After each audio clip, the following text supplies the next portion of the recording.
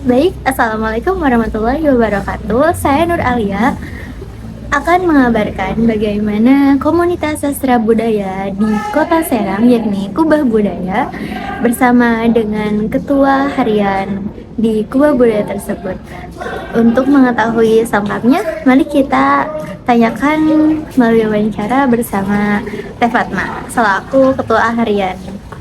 Baik, sekarang saya sudah bersama dengan Teh Fatma sebagai ketua dari komunitas sastra Kubah Budaya. Jadi Teh, apa betul Teteh sebagai ketua dari komunitas sastra itu sendiri? Iya, sebenarnya saya ketua harian ya, ketua harian Kubah Budaya, Komunitas Perubahan Budaya. Baru dipilih itu tahun lalu gitu. Sama dengan yang lain, teman-teman yang lain yang baru. Saya juga baru masuk ke Kubah Budaya itu tahun 2025 melalui writing camp. Kemudian tiba-tiba dipilih gitu menjadi ketua harian Kubah Budaya. Baik. Mungkin karena Teh Fatma juga aktif ya, makanya bisa dipilih sebagai ketua harian. Mungkin. Iya. Lanjut nih Teh. Iya boleh. Apa sih yang latar belakangi berdirinya komunitas sastra Kubah Budaya itu sendiri? Ya. Jadi di Serang ya, khususnya Serang, itu dulu pernah ada kumpulan-kumpulan pegiat sastra, pegiat literasi yang berkumpul main aja gitu tuh, kumpul ngopi-ngopi biasa lah, dengan hobi yang sama, membaca buku, diskusi. Nah itu tuh kemudian Wan Anwar, sosok pendiri Kubah Budaya, itu sering ngadain kayak malam-malam ayo main PS gitu, ayo ini. Dia pun, Wan Anwar pun sebagai dosen di Untirta. Terus kemudian berlanjut diskusi-diskusi tentang kebudayaan, sastra dan lain-lain. Terus kemudian dibuatlah komunitas namanya Belarak. Iya, awalnya tuh Belarak, belum Kubah Budaya belum. Jadi kayaknya mungkin mereka mengira belum cocok nih namanya. Akhirnya Kubah Budaya. Jadi diawali itu dengan per pekan ya, ada kajian gitu tuh, ada diskusi buku, bedah buku gitu. Berarti awalnya kegiatan yang hanya perkumpulan, namun karena rutin dan juga seru jadi dilanjutkan gitu. Iya. Oke, terima kasih Teh. Selanjutnya, bagaimana sih proses kegiatan pembelajaran menulis itu di Kubah Budaya untuk mengembangkan kemampuan anggotanya? Karena kan saya lihat tuh di Instagram maupun di sosial media lainnya itu saya melihat adanya kegiatan-kegiatan membaca, menulis, baik itu puisi, cerpen dan yang lainnya. Iya, jadi setelah adanya writing camp ya, setelah apa ya? Bukan kaderisasi yang maba. Iya. Murid baru Kubah Budaya, anggota baru Kubah Budaya. Kemudian ada juga tuh kelas-kelas kayak kelas puisi, kelas cerpen, kelas esai gitu. Diawali itu dengan kajian Ramadan yang membahas tentang sastra itu sendiri, tentang esai yang berkaitan dengan sastra. Terus berlanjut adanya kami membuka kelas penulisan puisi gitu, penulisan puisi. Setelah berlanjut membuat puisi, kemudian dikomentari. Nah nanti mungkin berprogres itu akan ada kelas cerpen, kelas esai, dan juga mungkin akan ada kelas jurnalistik gitu. Berarti sangat seru ya kegiatannya, ada banyak. Seru. Itu jangkauannya mahasiswa kah? Apakah umum? Bagaimana Teh? Untuk Kubah Budaya sendiri ya, karena komunitas di Serang itu untuk umum. Jadi nggak hanya berfokus pada mahasiswa, nggak hanya berfokus pada anak muda, nggak hanya berfokus pada kampus gitu, tetapi untuk semua gitu. Yang tua boleh, yang muda boleh, yang anak-anak boleh, semua boleh. Pokoknya semua yang suka sastra kita belajar bersama. Nggak hanya sastra sih, tentang budaya-budaya juga, literasi juga. Gitu. Di dalamnya kan pasti ada program ya, atau kegiatan rutinnya itu biasanya tuh apa aja tuh?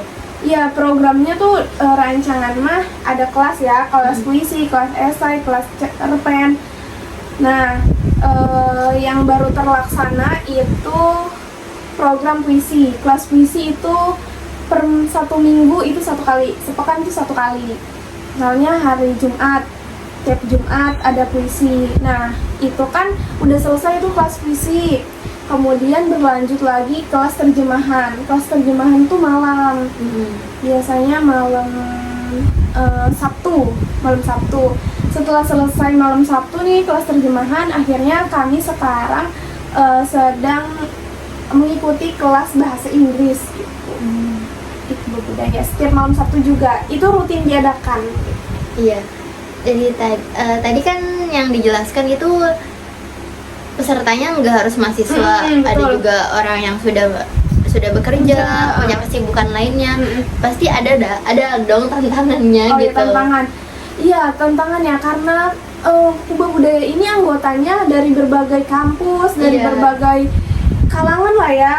Jadi tantangannya ketika ada kelas-kelas kayak gitu tuh, kayak kelas cerpen, kelas puisi dan lain-lain yang bersifat rutin gitu tuh, itu nggak semua hadir. Jadi nggak bisa semua hadir datang ke Kubah Budaya, ke sekretariat Kubah Budaya untuk mengikuti kelas gitu, untuk berdiskusi. Nggak semua bisa hadir gitu, karena ya kita tahu sendiri, ada yang udah jadi kepala sekolah, ada yang dosen, kajur, ada juga yang udah bekerja, guru dan lain-lain gitu. Jadi paling yang hadir untuk rutinan itu mahasiswa-mahasiswa sih. Dan juga siapapun lah ya di luar anggota Kubah yang mau gabung, yang mau ikut kelas itu bisa gitu. Menurut Teh Fatma, cara mengatasi dari permasalahannya itu bagaimana? Apakah ada solusi selama ini? Ya, kebetulan di Kubah Budaya sendiri kan punya grup ya, grup Kubah Budaya gitu. Jadi ini salah satu solusinya gitu. Ketika kita nggak bisa berdiskusi secara langsung, kita bisa berdiskusi di grup itu. Di grup itu juga sering membahas terkait politik, terus juga kebudayaan, sastra dan lain-lain sebagainya.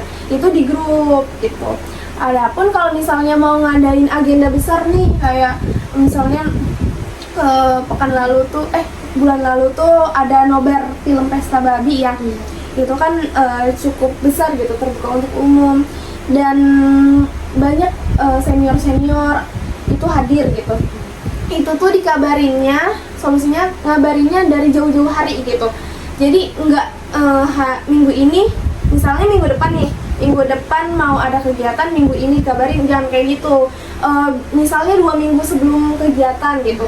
Jadi yang lain, anggota-anggota lain yang udah senior itu bisa meluangkan waktunya atau mengosongkan jadwalnya untuk kegiatan Kubah Budaya gitu. Berarti seru juga ya, karena ada yang mengawasi dari yang sudah dewasa. Iya. Lanjutin deh, terakhir, apa sih harapan Teteh untuk Kubah Budaya ini, dan satu motivasi Teteh untuk masyarakat agar lebih gemar lagi membaca dan menulis? Ya, harapannya ya Kubah Budaya ini bisa dikenal lagi, lebih luas lagi, karena Kubah Budaya kan sempat vakum ya, sempat vakum beberapa tahun gitu, sampai akhirnya sekarang Kubah Budaya sudah mulai menunjukkan diri, menampakkan diri ya. Semoga bisa berkembang terus untuk anggota-anggotanya, terus juga bisa membawa lagi Kubah Budaya ke atas permukaan gitu. Untuk membaca atau menulis sendiri, aku teringat dengan petipan Pramudia Anantatur yang bilang, kamu boleh pandai setinggi langit, tapi selama kamu tidak menulis, kamu akan hilang dari masyarakat dan sejarah. Menulis adalah bekerja untuk keabadian. Sama satu lagi dari Imam Al-Ghazali yang bilang bahwa kalau kamu bukan anak raja atau ulama besar, maka menulislah gitu. Keren sekali, terima kasih Teteh. Iya. Saya pun jadi terinspirasi banget nih. Iya, harus terima kasih banyak ya. Iya, oke. Salam dulu nggak? Salam Iya. dulu ya.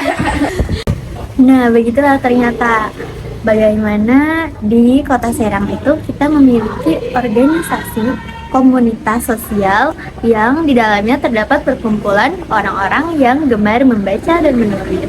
Mungkin teman-teman yang ingin mengikuti komunitas tersebut bisa bisa juga join ataupun bergabung dengan komunitas tersebut karena letaknya juga tidak jauh dari Kota Serang di daerah Pakupatan gitu teman-teman.